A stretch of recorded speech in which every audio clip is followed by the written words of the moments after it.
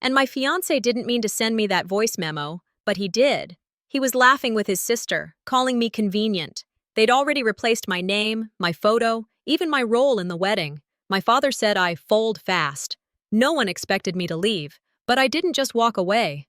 I let their silence speak. And what followed, they never saw coming. It started like a day that meant something. Blue sky over the Vask family's backyard, rows of white chairs lined up with surgical precision, lavender and cream linens, servers moving like clockwork. It looked like the kind of day people post about, the kind that's supposed to whisper, "You made it." I remember pulling into the driveway that morning, still half running on coffee and adrenaline from the night before. I'd stayed up finalizing a pitch for a museum rebrand. It was a big deal, not just for my career, but for what it said about me. That I was more than someone's soon-to-be wife. I wore a soft pink dress, conservative, graceful, the kind that didn't speak too loudly. That was important to Lorena. "Soft colors read well on you," she'd said once, almost like a compliment. She was always just a step ahead of my feelings. From the moment I stepped into the yard, it was clear this wasn't my day. It was hers. Or maybe theirs, her and Kaylin, her sister, her real partner in crime. People buzzed around Lorena like she was royalty, and me? I got polite smiles, half hugs, and one well-meaning aunt who mistook me for the party coordinator. I smiled through it. I sat down where the escort card told me to. Back table, tucked near the restroom door. It was an easy place to overlook someone. A woman brushed past me during the first toast and whispered to her friend, "I think that's the assistant who managed the seating. She's doing a good job." I didn't correct her. Not because I was afraid, but because that would have made a scene, and scenes weren't allowed when you're part of a perfect picture. Later, I stepped into the bathroom, not because I needed to, but because I needed somewhere quiet. I looked at myself in the mirror, lipstick slightly smudged from the hors d'oeuvres I never really wanted. I reapplied it slowly. It was my face. But I didn't recognize how it had learned to stay so quiet. That night, Lorena stayed at Kaylin's. She texted me a heart emoji and a photo of her with a face mask on. I smiled, tossed my phone to the side, changed into sweats, and pulled my hair back. I was halfway through folding laundry when the phone buzzed again. A voice memo. From Lorena. I assumed it was sweet. Something small, wedding talk. Maybe a silly comment meant to make me laugh. She sent me things like that sometimes, her being soft, as she called it. I tapped play. Her voice came through. Relaxed, casual, almost bored. Honestly, she's just convenient. She fits the image. That's all we need, right? I paused. Did I hear that right? Before I could process, she kept talking. To Kaylin, clearly. I mean, she's harmless. She's not like us. I gripped the phone tighter. She'll never leave. She needs this. I didn't breathe. Didn't move. Just stared at the glowing screen while the room around me fell into a kind of heavy silence. The kind you can't hear but feel pressing against your throat. I replayed the memo. Every damn word. And then again. Her tone wasn't angry or mean. That's what made it worse. It was indifferent. I wasn't someone they were afraid of hurting, just someone they didn't think they had to hide it from. I sat on the couch, eyes locked on a blank spot on the wall. Everything was still, even in my head. I started thinking about all the times I'd adjusted, my words, my clothes, my opinions. The time she told me, "You're good at keeping things calm," and I smiled, thinking it was affection. The time she said, "You always know your place," and I mistook it for partnership. All those moments I thought meant love. They were just ways to shape me into something convenient. I didn't cry, didn't yell. There was no dramatic music playing. Just the sound of the ceiling fan and the low hum of the fridge. "You know what hurts more than betrayal?" I murmured to no one. "Realizing you weren't even worth hiding it from." I pulled my journal from the nightstand, flipped through blank pages I used to promise myself I'd fill. Wrote one line. I was not born to be convenient. Then I placed the journal down, stood up, and walked to the dresser. Picked up a small wooden comb, the one my mom gave me before she passed. Said it was hers when she first moved to the US, that it reminded her she belonged somewhere, even when she didn't feel it. I placed it on the desk. Not as a reminder, as a warning. After saving the voice memo and setting my phone down, I sat in silence for a long while. The room was quiet, the kind of quiet that didn't soothe but sharpened. Lorena was still at Kaylin's. I didn't want to call her. I didn't even want answers, not yet. What I needed was air, space to see if the world outside was still as sharp-edged as it felt inside my head. I drove back to the estate around 10. The party had dwindled into something softer, more intimate, more filtered. Music played low.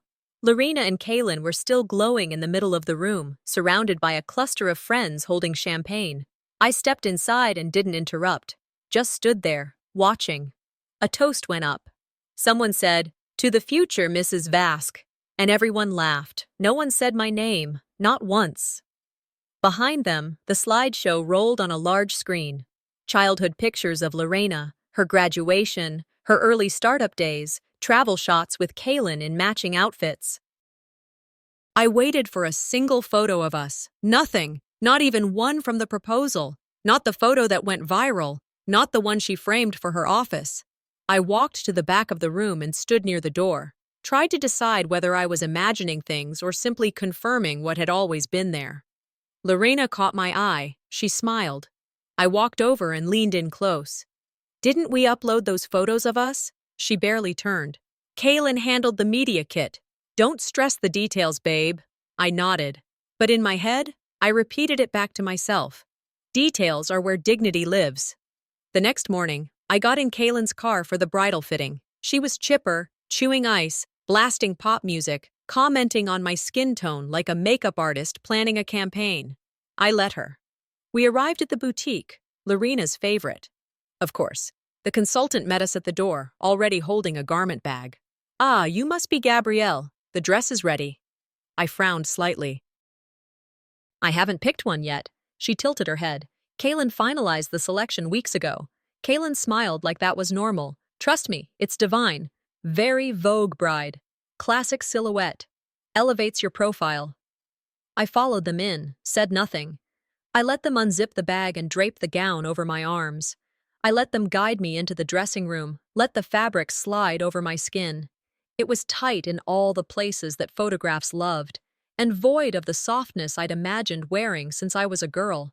I looked into the mirror. Beautiful. But not mine. I stepped down from the pedestal, quietly folded the dress, placed it back on the chair like I was tucking in a memory that didn't belong to me. Kaylin poked her head in. "How'd it feel?" I nodded. Like something I'd look good in, if it were someone else's day. She didn't hear it, or didn't care to. Back at home, I sat with my laptop. The voice memo replayed in my head, no matter how often I tried to push it out. I didn't confront her, I just listened again, then again. I opened my journal. Instead of pouring out pain, I started making a list. Not of betrayals, just patterns. How often I said, "It's fine." How often Lorena didn't ask a second time. How many times my name had been corrected or edited or shortened or stylized for the sake of branding. I kept writing. At one point, I walked to the kitchen to make tea, and I overheard her on the phone, laughing. "Gabby? She's sweet, just passive. But that's what makes this so smooth." I didn't drop the mug. I didn't storm in. I just stood there, waiting for the emotion to come. It didn't. There was no heartbreak left, only dust, finally settling. The next day, we had brunch. Both families. The table was long, the conversation shorter than usual. Someone on Lorena's side said, "She really carries herself with grace." Her mother nodded proudly. Then Blaine, my brother-in-law, chimed in. "Gabby's always been steady. We need more quiet types in the world." Everyone chuckled like it was sweet. I smiled back. It didn't hurt, not the way it used to. Kaylin gave me a wink from across the table. It felt like being patted on the head at your own graduation. I chewed slowly and thought, is being kept quiet the same as being kept? That night, I created a folder on my desktop. Named it Memo, Keep Copy. Inside, I saved the voice memo. a screenshot of the bridal invoice, and a blank Word doc titled, "For Me." I didn't know what I'd put in it yet, but I knew one thing for certain: it wouldn't stay empty. 2 days passed. Not much had changed on the outside, but inside me, the wind had shifted. I was sitting at the dining table when I got an email titled, "Standard Legal Formalities. Please review." Lorena's assistant sent it, casual, like she was scheduling a lunch. I opened the file. It was a prenup. Expected, maybe. But there was a line, buried deep in the legalese, that clanged louder than anything else.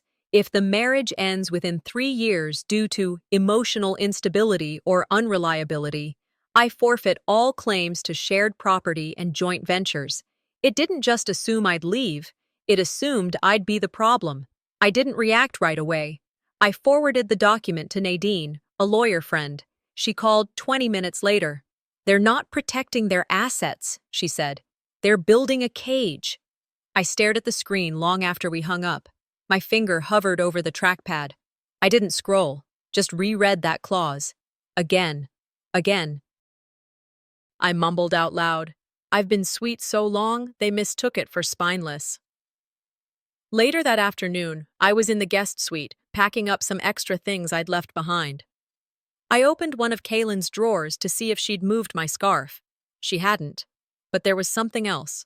A photo, printed and half-folded, tucked under a stack of her old press passes. Silas and Kaylin. A weekend cabin shot. They were close, casual but not careless, familiar. It was from 6 years ago, right before I met Lorena. I remembered Kaylin introducing us. That warm smile, that effortless pitch. You two would make so much sense.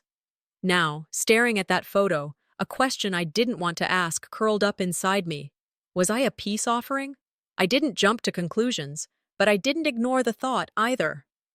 That night, I passed by the hallway near the kitchen and caught Kaylin's voice drifting out of her room. She was on the phone, not whispering. "We all have our roles," she said. "She's not a threat. She's manageable." I didn't flinch. I didn't walk in. I went to my room. I opened my folder and began taking screenshots of emails, calendar invites, even receipts from the florist where I'd prepaid for centerpieces that were later adjusted. I scanned the photo, saved it as past framed, K. I didn't yell. I accumulated. After an hour, I pulled out my journal. Flipping back through pages, I realized most of my entries weren't really mine. They were corrections, soft apologies, tiny edits to make other people more comfortable. I shouldn't have snapped at her. I was too sensitive about that comment. I should try to be more flexible. Page after page, notes written to erase myself neatly. I grabbed a fresh page, wrote, "Who was I before they started narrating me?" I sat with that. Not just what they'd done, but what I had allowed. I wrote a list. Not of what happened, but what it felt like. When I got left out of the slide deck. When my name was shortened to Gabby in emails I never signed off as. When my dress was chosen for me. When my opinions were labeled emotional, but their critiques were called feedback. I paused, then added, "Survival isn't just staying, it's being seen." Sometime around midnight, I found the video file from the proposal. The rooftop, the lights, that perfect moment. I watched it again. Back then, I thought I cried because I was overwhelmed with love. But now I remembered what she'd said right before the photographer clicked. "Smile soft. You overthink your angles sometimes." That video had gone viral in our circle. Friends shared it like it was a fairy tale.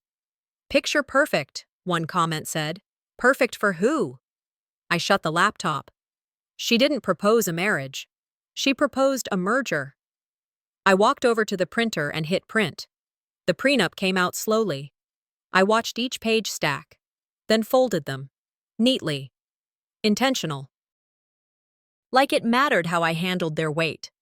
On the margin of the final page, I wrote, "It's not the clause I refuse, it's the assumption." I slid it under a journal page I'd titled 2 days ago, "The Line They Drew for Me." Then I poured myself a glass of water. No drama, no declarations, just truth. The stack of invitations sat on the kitchen counter like a checklist of everything I was supposed to be grateful for.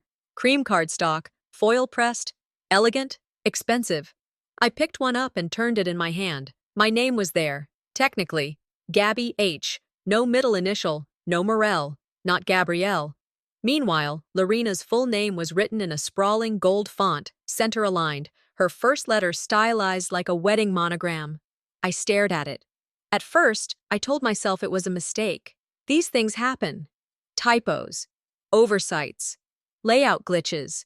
But I kept looking at the size of the font, the color, the spacing, and the part of me that always gave benefit of the doubt. She didn't speak up this time. I walked into the sitting room where Lorena and Kaylin were sipping green juice and discussing seating arrangements. I held up the card. Did we mean to use Gabby H on these? Lorena didn't even look. Nobody reads that close. Let it go, babe. Let it go. I folded the card in half, not harshly, just enough to feel it. I nodded, then walked away. I wasn't angry, not yet, but something shifted, because I'd realized something. You don't have to scream to know when you've been erased. The brunch the next morning was held at the country club. Linen tablecloths, silverware that clinked too loudly, and servers who moved like they were on a stage. Everyone was there, her family, mine.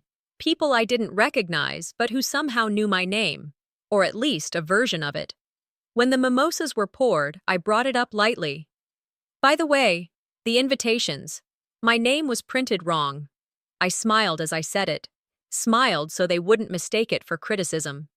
There was a beat of silence, then a few polite laughs. Kaylin leaned in from 2 seats down and said, "Well, maybe it's a sign you should go by Gabby more. It's friendlier." I nodded again, tighter this time. Lorena raised her glass. "To grace under pressure," she said. She looked right at me. My father, sitting to my left, didn't say anything. He just kept eating. I looked at him, waited. But his eyes never left his plate. No one corrected anything. No one apologized. They just moved on, like it had been a hiccup in a speech. Not a name, not a life. Later that afternoon, after the plates were cleared and the last car had driven away, I asked him to walk with me. The garden behind the club was quiet, just the sound of sprinklers in the distance and gravel under our shoes. We walked for a while before I spoke. "Did you notice the name thing?" He paused, but didn't stop walking. "It's just a name, Gabrielle. Why make trouble now?" I kept my face steady, but something inside me curled. "She didn't do it on purpose," he added, like it mattered. "Your mother always said you let things slide too much. Maybe don't let this one eat at you." Eat at me. As if the ache was something I invited. I stopped walking. It wasn't just that he didn't defend me, it was that he didn't even see that I needed him to. My mind flashed to the girl I'd been, the one who was always called the easy daughter, the one who cleaned up her own messes and didn't make waves, the one who smiled when things felt off, the one who always knew when to shrink. That night, I took out one of the invitation cards I'd kept. I circled Gabby H. in red pen, slowly, deliberately. Underneath it, I wrote, "Visibility is not vanity." I opened a drawer and pulled out a box of letters my mother had written to me before she passed. One stood out, her handwriting neat, firm. "Your name means God is my strength. Don't ever shrink it." I pinned the note beside my desk, a different kind of vow. Then I opened a blank document and titled it, "Red Lines." I wrote out boundaries, things I wouldn't allow anymore, names I wouldn't answer to, rooms I wouldn't sit in quietly. I wasn't angry in the way people expect. I wasn't throwing things or screaming, but inside, I was drawing lines with permanent ink. That night, I sat on my bed and opened my journal. I wrote, "I'm not mad he didn't say anything. I'm mad he thought that was love." Then I opened my laptop and began an email to Lorena's assistant. Mateo finally pinned me down for coffee 3 days after the brunch. I had been dodging his texts, always with a reason, always one message behind. He didn't buy any of it. That's why he showed up in person. We met at a corner cafe, the kind that used to feel like a comfort. I sat across from him, stirring my cup like it was a ticking clock. He looked at me, no sympathy, no soft landing. "If you weren't the baby of your family, Would you still be swallowing this much crap? I didn't flinch, but I didn't answer either. He leaned forward, hands wrapped around his mug like he was holding something breakable. You think your silence is noble. It's not. It's just familiar, learned behavior. Those words didn't sting, they sliced. And not in a brutal way, clean, exact, like a scalpel that exposes more than it harms. I didn't defend myself. I didn't have to. My silence wasn't about retreat anymore. It was calculation. I got home around dusk. The sky still had color, but it wasn't warm, just fading. I typed in the keypad at the front gate. Red flash. I tried again. Slower. Red flash again. I stood there for a few seconds, not surprised, just measured. I texted Lorena. Code changed? Read. No reply. I waited a moment longer. Nothing. Just stillness and the feeling that maybe I wasn't supposed to be here anymore. Luckily, my neighbor was pulling in and offered to buzz me in. I didn't explain. Just smiled and thanked her. At the mailbox row, I noticed my name was gone. No label. No morale. Inside the apartment, everything was in place, but not how I left it. My photos were missing from the hallway frames, the ones with my mom's handwriting on the back, replaced with black and white shots of Lorena's work events. In the kitchen, the mugs were different. Neutral, store-bought sets that matched. Mine, quirky, chipped, imperfect, gone. The drawers were rearranged. I walked through the space slowly, like I was sneaking into someone else's home, like I didn't belong, like I had already been erased. I whispered to no one, "This is how ghosts are born." I didn't cry. I didn't scream. I opened my laptop and renamed my folder. It wasn't Memo Keep Copy anymore. It became Exit File. I organized everything, screenshots, the prenup, the legal consultation outline Nadine sent over, voice memo files, calendar proof, time-stamped receipts. Then I opened the voice recorder on my phone.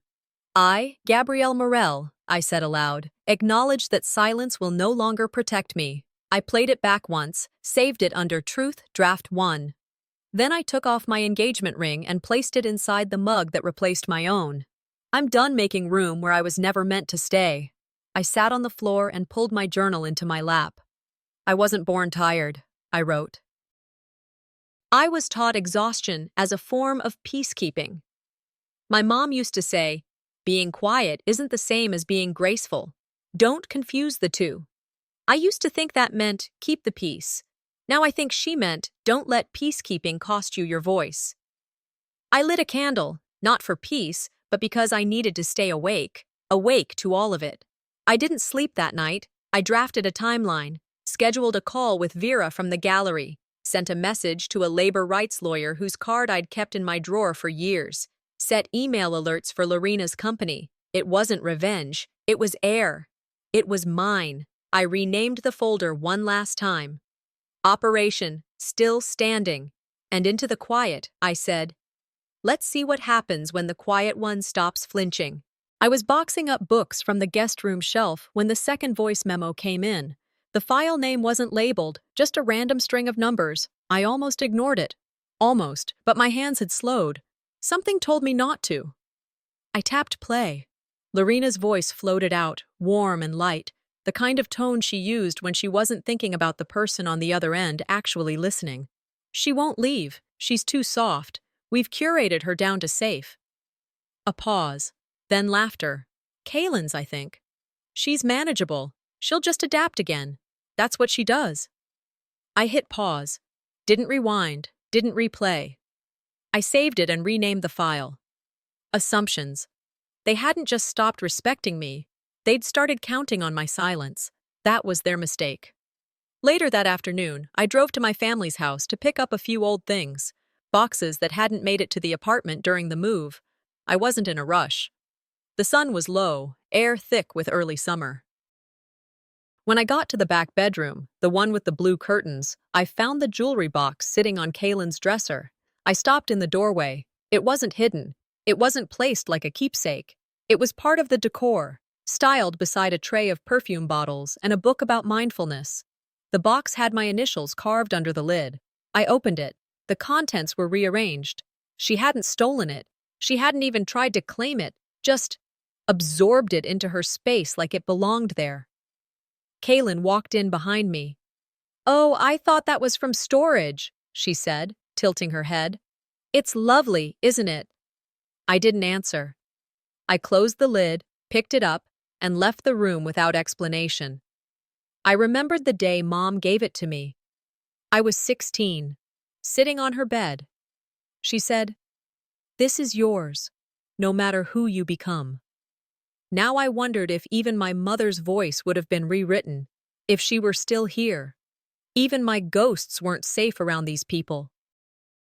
I didn't go straight home. I took the long way through my old neighborhood, streets where I used to bike as a girl, cracked sidewalks, rusted fences, dogs barking through metal bars. I parked near the mural I always loved, women of color, raised fists, soft eyes, strength wrapped in silence. A couple took selfies in front of it. Another sat in their car, music low. I stayed in mine and opened my journal. "This isn't about the box," I wrote. "It's about erasure, and I won't be edited." That night, I scanned everything: old letters from my mother, documents with my full name, birthday cards with my handwriting, pay stubs, pitch decks, press mentions. I created a new file labeled Proof of Presence. I wasn't angry. I was reclaiming. I wasn't fighting them. I was finding me. Back at the apartment, I opened the folder labeled Exit File and outlined my plan.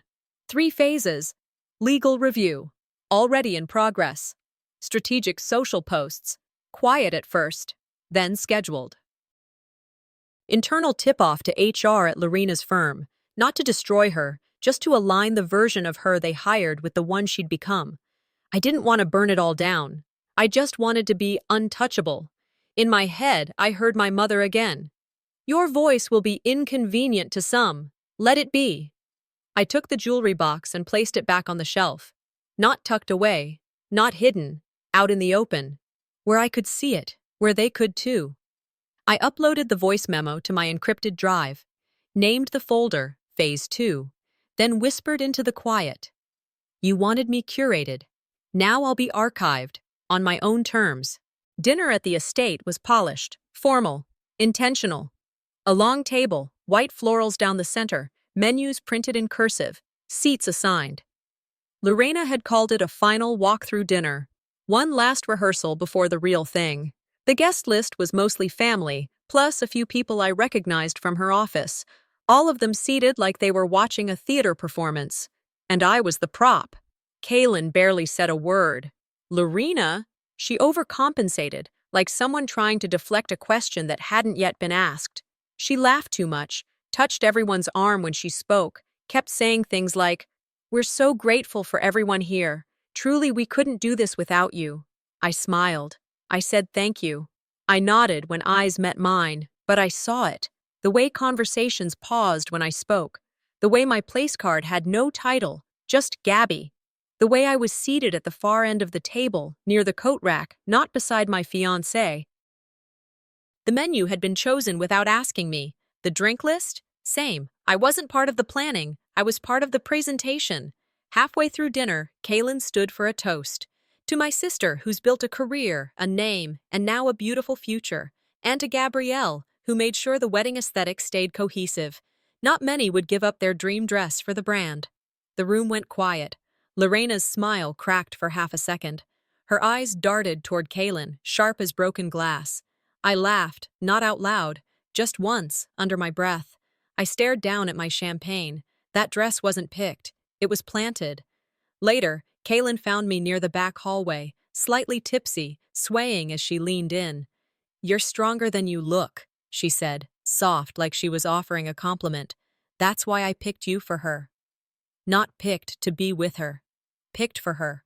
Like a decorative piece that matched the couch. I didn't say anything. I didn't need to. Because in that moment, it clicked. I wasn't the one who walked into this. I was walked in. I stepped outside for air. The night was quiet, crisp. The kind of chill that keeps your skin alert. I wandered back into the house through a different hallway, near the library. That's when I heard it. My father's voice. He was speaking with Lorena's uncle. I stayed behind the door. Gabby's never been bold, he said. She folds fast, reliable, sure, but never leadership material.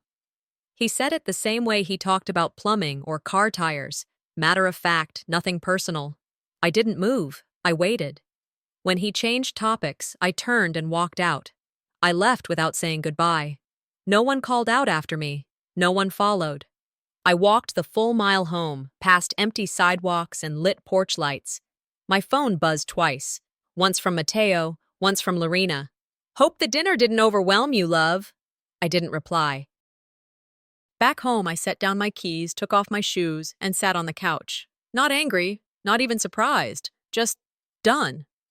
I opened my journal and wrote, "They've all said it, just not to my face. Time to speak louder than all of them." Then I opened my laptop and reviewed the exit file. It was full now. Screenshots, voice memos, contract language, photographic timestamps. Every moment they'd tried to rewrite, documented. I renamed it again. Operation, no permission needed. I opened a blank spreadsheet, listed names, timelines, relationships, access points. I wasn't playing defense anymore. I was mapping out exposure. I began blocking numbers, not as an act of rage, as a clearing. Silence isn't always peace. Sometimes it's space. I wrote a draft statement to HR at Lorena's company. I didn't send it, not yet, but it existed now, and I had that power. At the end of it all, I placed a sticky note on my laptop, erased in their version, rewritten in mine. Then I picked up my phone and called Vera, my old agency lead. She answered on the second ring. The rooftop brunch was everything it was supposed to be. Filtered, staged, curated. Florals matched the champagne. The logo backdrop was perfectly lit for photo ops. Lorena floated through the event like she had a contract with the sunlight. She'd timed it all. Her image, her timing, her platform. The wedding was a product, and I was a line item in the campaign. I checked in at the host stand. My name wasn't on the list. Again. "Maybe it's under Gabby?" I offered. They smiled politely. Scanned again. Nothing. I walked past them anyway, sat myself in the far back. No nameplate, no welcome. When the event program hit the table, I flipped through casually, almost hoping not to find anything. I didn't. Lorena's name was everywhere. Panels, interviews, a segment on female leadership in modern unions. Even Kaylin was listed as co-founder of something. Me, absent. I looked up as Lorena stood on stage. Her voice was confident, trained. "We're here to celebrate not just love, but vision, purpose, building a future with intention." Then Kaylin sat down for an interview. The host leaned in, smiling. "You've played such a supportive role in your sister's journey. What's been your favorite part of this process?" She answered like she'd been preparing her whole life, helping shape the narrative. It's not just about a wedding, it's about the message. And I realized, in that moment, I wasn't in the story. I was the packaging. After the event, I didn't go home right away. I went to the venue, the one where we were supposed to say, "I do." I told the staff I was early and wanted to walk through the space. They nodded and let me in. I walked past the chairs, the altar, the floral mock-up, then to the legacy wall. It's a hallway lined with couples' photos, real or staged, it didn't matter. Smiling people, intertwined fingers, soft focus. Ours had been up there. We took that picture after the proposal. Rooftop, golden hour. My hand on hers, her eyes soft, fake. It was gone.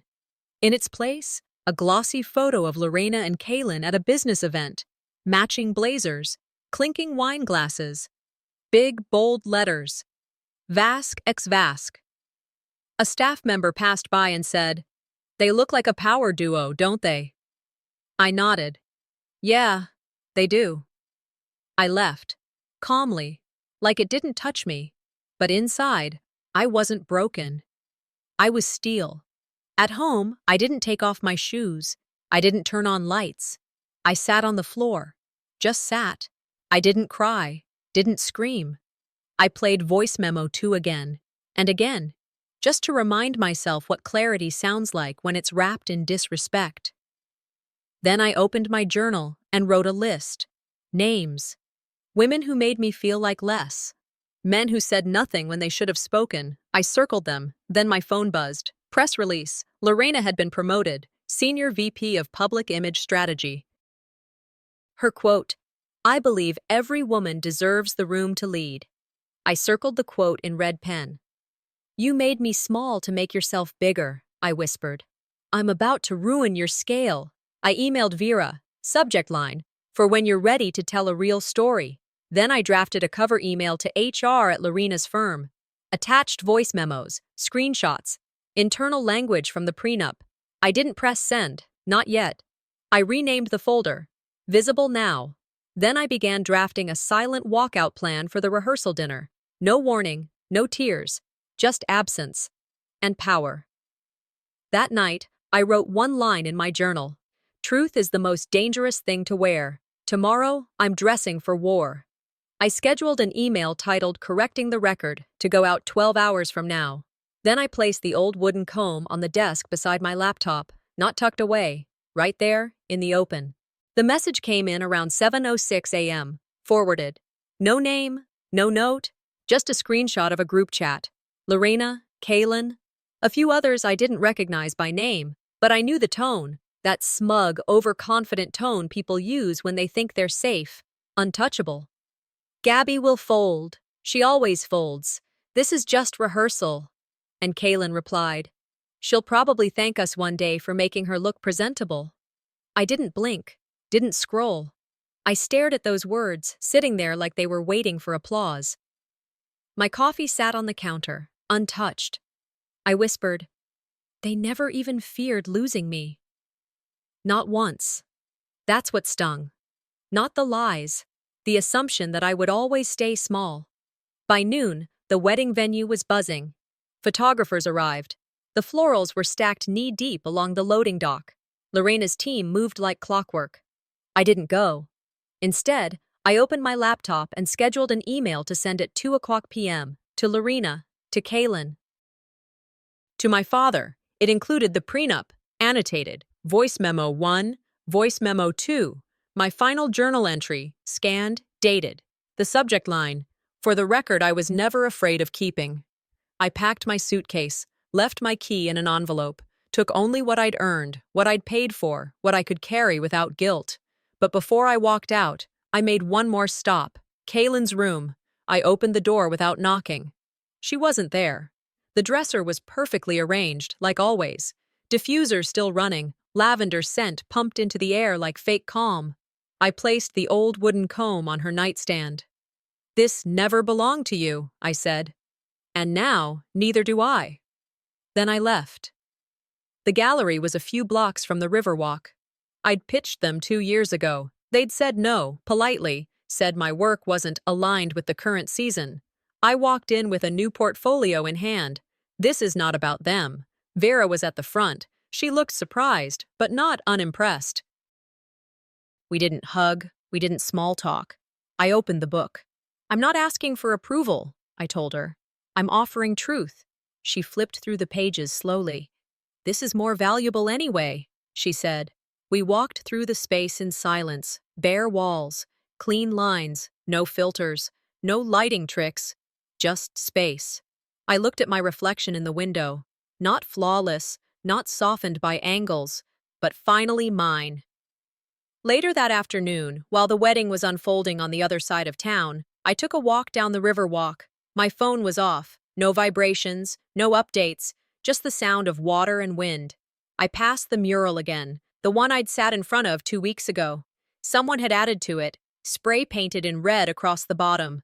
Visible. A little girl stood nearby, holding her mom's hand. She looked at me, squinted. "You look like you're in charge of something," she said. I smiled. "Yeah, I finally am." That night, I wrote one last entry in my journal. "You don't need to be loved by them to be free from them." Then I uploaded my story, not to social media, not to Lorena's circles, to a small blog I titled Notes from the Erased. I closed my laptop, looked out the window, and smiled without fixing it.